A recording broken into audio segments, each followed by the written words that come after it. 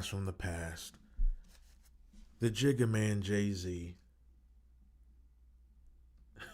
I have some content coming up on Jay-Z. It might be Jay-Z week real soon.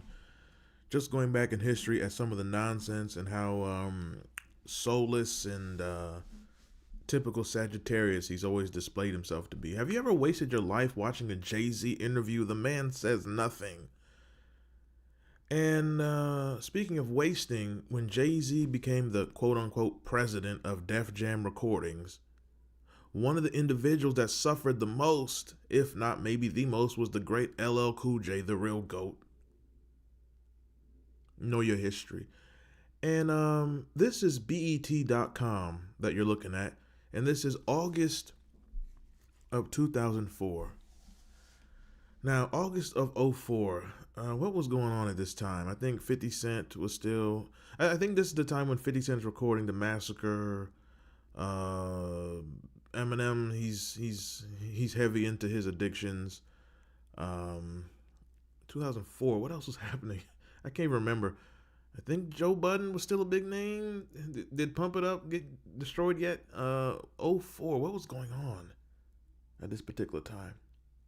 I can't recall off the top of my head.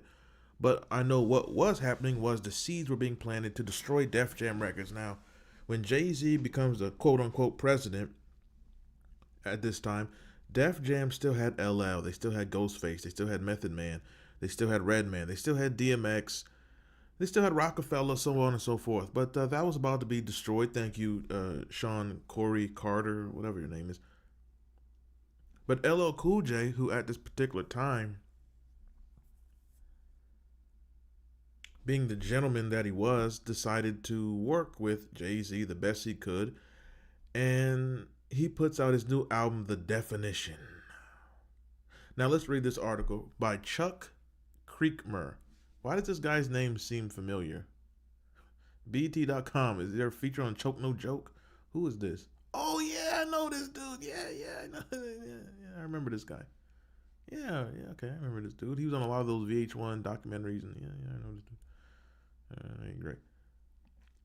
Posted August 2nd, 2004. Hit the like button, share this video, subscribe to this channel. Yes, it says that in the article. They predicted I'd have a YouTube channel 20 years later. Pioneering rapper LL Cool J has enjoyed a career that has been wrought with success since the 1980s, and he intends to continue with his 11th album, The Definition. Now, this was the one that did have the monster record Headsprung. Oh my God, fire.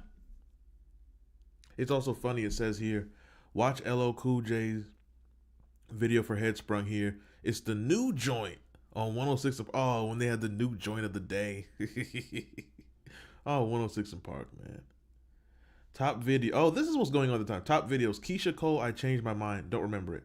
Lil Flip, Sunshine. I always thought it was trash. Jill Scott, Golden. Living my life like it's golden. Living my life. Oh, fire. Oh, Jill Scott. A nice big woman. Jill Scott. You can look at Jill Scott to this day and you can tell. You can just look at her and tell.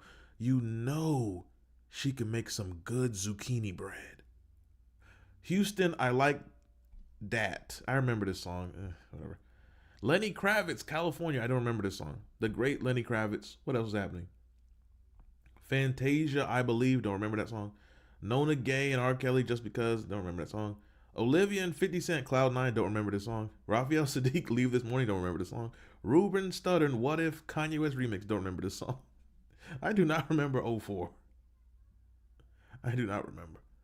Anyway, the rapper actor told BET.com that he's continuing in his legacy of keeping the party popping with his new hit song Headsprung, which was produced by the great Timbaland.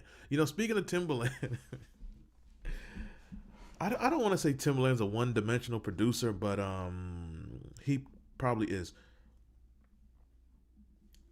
On YouTube, on the Mass Appeal channel, they have a series called Rhythm Roulette, where basically a producer will go to a record store, they blindfold them, and they randomly pick out 3 records. And the Timbaland episode was terrible. You see, Timbaland, I don't want to say it, but he kind of is one-dimensional. He kind of has the same thing where he has to make like this same bounce. And he was like, He was incredible. Timbaland was incredible. But he kind of had like a one dimensional, but he was like great in his one dimension. It's like the video I just uploaded. It's like the video I just uploaded on this channel. I re-uploaded actually, was my review of Pusha T, It's Almost Dry. Where it's like Pusha T's always been one dimensional, but he's like good in his one dimension of talking about coke for 30 years. Here we go. Pusha T, It's Almost Dry, album review from 2022. Check out this. Also, I re-uploaded my Cannabis Can I Bust review. This is one of my best videos on this channel, I think. Watch the Throne, review of that album. Check that one out. The last run of Mobb Deep's career. Very interesting video here. But Timbaland was kind of one-dimensional, but he was like spectacular in that one dimension. Because if you listen to those old Aaliyah songs, Genuine, Missy Elliott, a lot of them songs, even the trash he did with, well, Magoo was trash. The songs were good aside from him. But if you listen to a lot of the Timbaland songs, he kind of had like the same pattern. Like if you understand like music arrangement, music theory, he kind of had like the same thing, but it was his style. But when you take him out of his, maybe he's not one dimensional. Maybe when you take him out of his style, he don't know what to do, because his Rhythm Roulette episode was terrible. Oh my God. Rhythm. This was, oh my, this is not good. This was not good. Go watch this.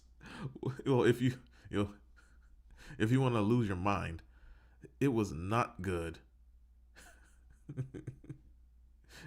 It was like, amazingly, how can Timbaland make a beat this bad? But he couldn't use his usual, I guess, format or tropes or whatever. But whatever the case, one of his monster records that I always loved was Headsprung. Fire beat. As far as the whole record, the same thing applies. I wanted to have that party vibe. Even internationally, it's really doing well, and I'm very thankful. LL said to BET.com. I imagine it at 1:15 in the morning at the club, popping bottles. LL was still going to clubs in 2004. People dancing on the bar. Midgets running around walls and floor. What type of Diddy party? He imagined at 1 o'clock in the morning, midgets running around the walls and floor, jumping up and down when I made the album. What? He imagined midgets? I know LL was at a puffy party with his new nose. Everyone is going crazy, and my record comes on and captures the moment. If you listen to the album, all the songs take you through various phases of a party for the most part. I wanted to capture that vibe, and that was the mood. Certain moments in The Definition, LL seems to digress from the party vibe for some of his gregarious, great word. Never heard Kodak Black say that word. His gregarious arrogance of old, but the Queen's native credited it to the spirit of hip-hop. That's just hip-hop. I leave it on the record. It's kind of like basketball for me. You dunk with your tongue hanging at a Diddy party like Michael Jordan out, but you don't walk around with your tongue hanging out. Okay, he stated. I leave it on the records, and I know how to separate it. The same way Diddy separated Carl Winslow's cheeks. Allegedly. You ever heard of Loose Cannon?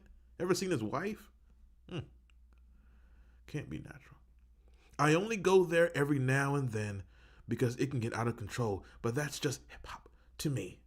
A part of hip-hop, unity forms through the artistry, and he said that's a large part of his incentive came from placing others in the position to strive. Foxy Brown was on a Cool J record, I Shot Ya, because I thought she sounded good and she wanted the opportunity. DMX was the same thing because I thought he sounded hungry like a young cat. He wanted to do it. Well, many people wanted to do it at a Diddy party.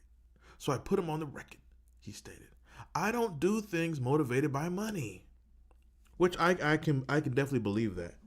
LL Cool J, he always gave people chances. New people on the right, he always did. Did Jay-Z do that? Continuing with his helpful nature, LL revealed that he has a Todd Smith clothing line. Oh man. So this was what was happening in 2004. This is also the era of every rapper having a clothing line. Oh my God. And this is also the era where it was not working anymore. I never even knew this. So LL had a Todd Smith. This is also the era of rappers using their real names for like marketing and stuff. Jay-Z was S. Carter, and this started happening. But this was all. But you know what? You know what? Also, this era of rappers with clothing lines, it also helped destroy the hip hop branded lines. Like, you know, when Puffy makes Sean John, and then, you know, Dame and Jay-Z do the Rockaware, you're destroying FUBU. You're destroying Carl Kanai. Black people don't support black brands anyway, because most you Negroes, you're not black. You want to be European. You'll break your back to pay for something Gucci, Versace, but then you'll laugh at a FUBU or Carl Kanai or whatever the case. This is why you don't live for the acceptance of Negroes and Puerto Ricans. Oh, speaking of Puerto Ricans, I do have a video on Fat Joe. Just wait for it. And Lord Jamar's foolishness. Anyway. But yeah, this is also an era when, you know, it was working so big, Pulse, for like, you know, Fat Farm and Rockaware and Sean John. But it did not work for Todd Smith. I don't think it worked. You know, at the same time, Ja Rule and Irv Gotti had with the Irving Jeffrey. That did not work. The G Unit sneakers was worked for like a year, and then that like died out, I believe. The S. Carter, I don't really think that was ever really a big thing. Pause. Funk Flex had his Lugs boot commercial. Who would to dress like Funk Flex thinking ass? So this is also that era. I'm also trying to think. Didn't like Def Jam Vendetta come out at this time? Def Jam Fight for New York. One of them came out at this time, didn't it? Okay, Def Jam Fight for New York had just came out around this same time. This article is August of 04. Def Jam Fight for New York was September of 04. Okay. You know what's funny? I've never played this game.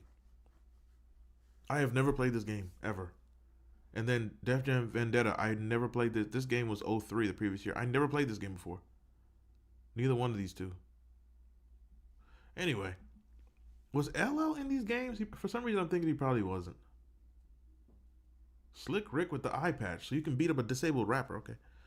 But this is when LL was working on this album, and Headsprung, he had the monster single. He was still LL Cool J. He was a legend. He was a star. He had the films. LL was still a notable name. So that means in order for this album not to work, someone had to sabotage it. And who do you think did that? He had the monster record. Timbaland was still on fire at this point. LL was still a big name. So what kind of sabotage occurred to ruin this record?